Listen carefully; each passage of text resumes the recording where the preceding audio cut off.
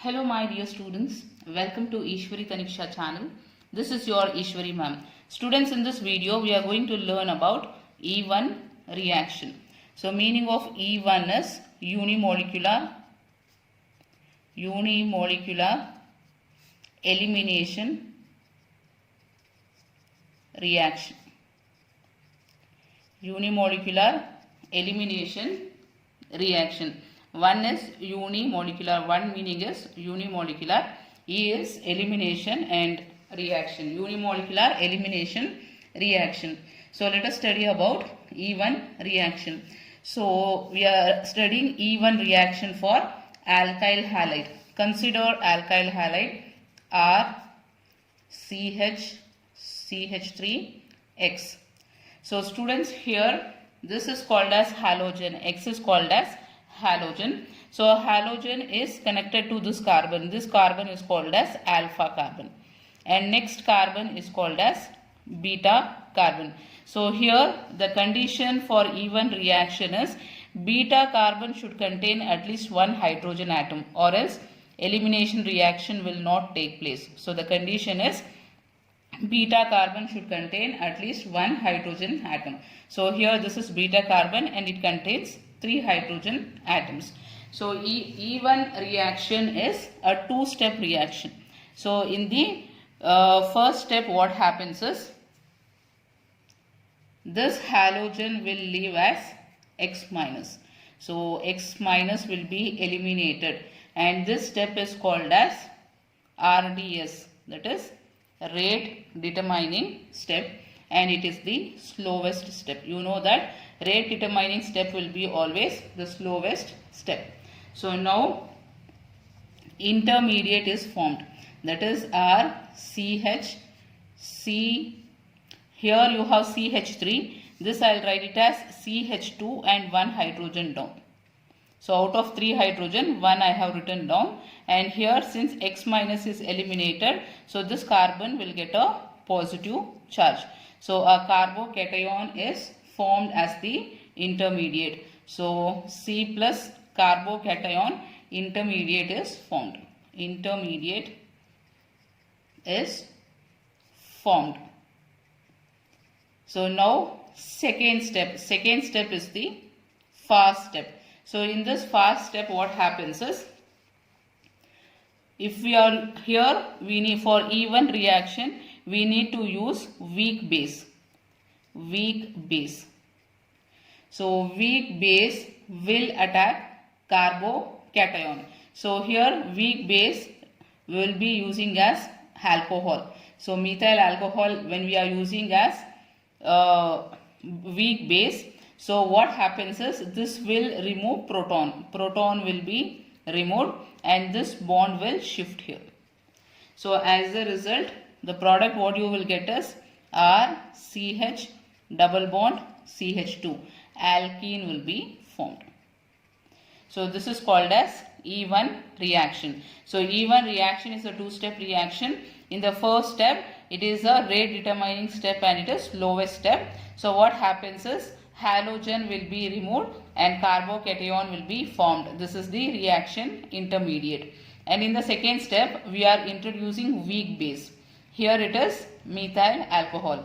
So when you introduce weak base, what happens is base will attack proton. So this hydrogen at the beta carbon will be removed and this bond will shift here. As a result, a double bond will be formed between carbon atoms and alkene will be formed. So this is E1 reaction.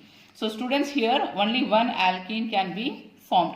Suppose if there are 2 beta carbons, so here we have taken only one beta carbon. Suppose if 2 beta carbon atoms are present, then more than one alkene can be formed.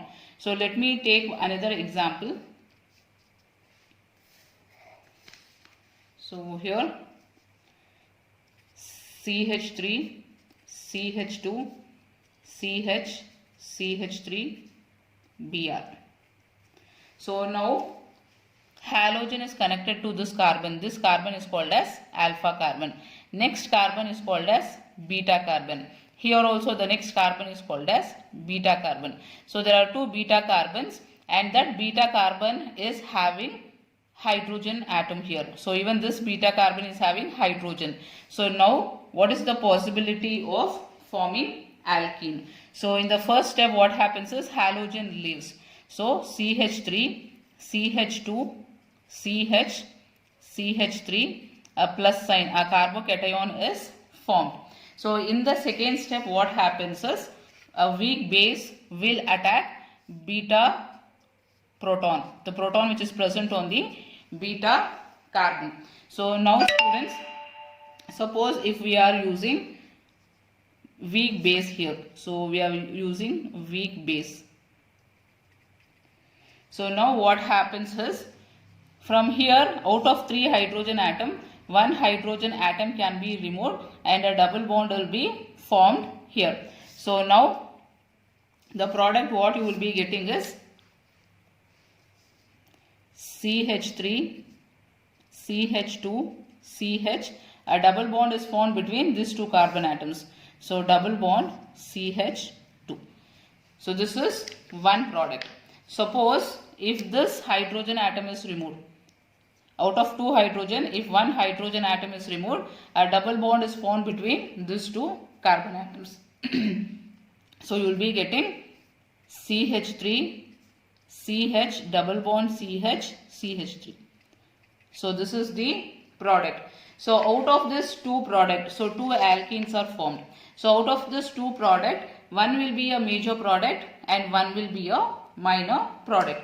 So how to find out which is minor and which is major product? So for this we will be using Sachs-F rule. So here, so students observe here what is Sachs-F rule. When small size base is used, more crowded alkene is the major product. So we are going to use this rule. So here more crowded alkene is the major product. So now let us apply this rule here. So how we are going to apply is, this is the double bond between these 2 carbon atoms. So round off this carbon atoms containing double bond. So now count alpha hydrogen atoms here.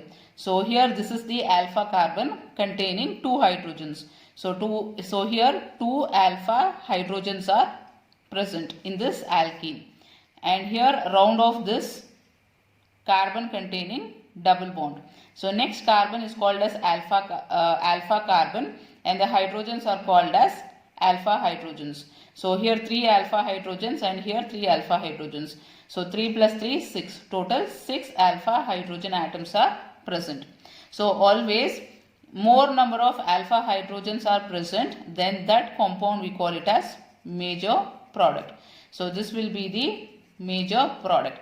Second one will be the major product and first one will be the minor product. So this is according to Sachs-F rule. So find the number of alpha hydrogen atoms. More the alpha hydrogen atom, the product will be major product. Lesser the alpha hydrogen atoms, it will be a minor product. So this is how we find out minor product and major product if 2 alkenes are formed in the reaction using Sachs-F rule. So students, is this concept clear? So if you have any queries, you can write in the comment box. I will meet you in the next video, students. Bye bye.